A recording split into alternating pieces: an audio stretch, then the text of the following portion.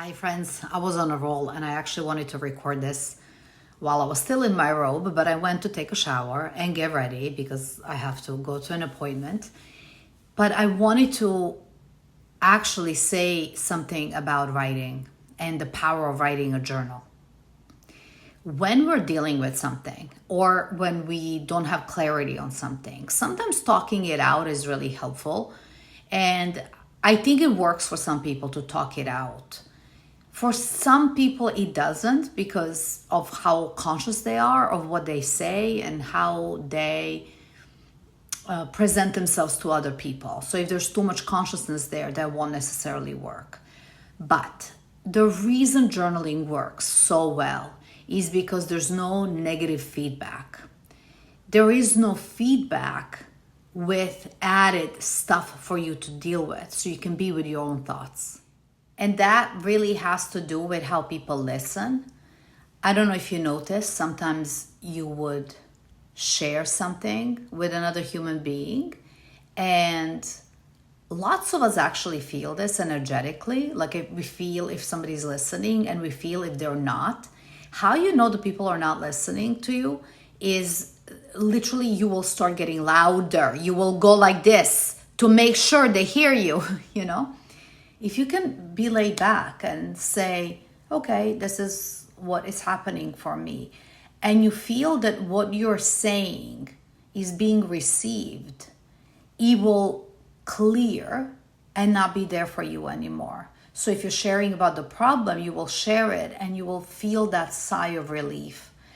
These are subtleties, but they're so important. Very often when we say something, people come back with, but why is that? Let me say it simply.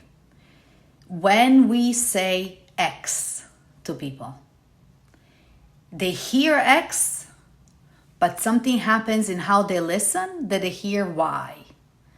And if people are not trained to get your X, meaning to just acknowledge, okay, this person said X, I get it, X.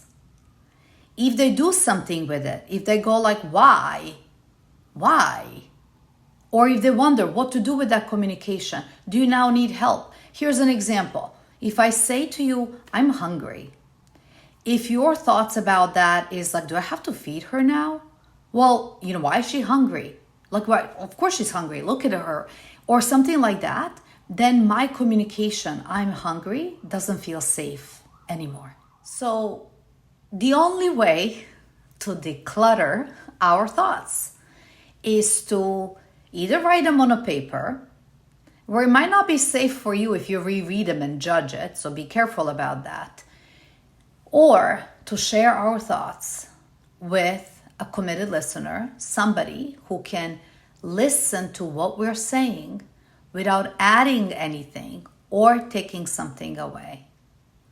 And what happens when you're able to share something and not have anything added to it or taken away from that, that communication, that thought that was expressed disappears.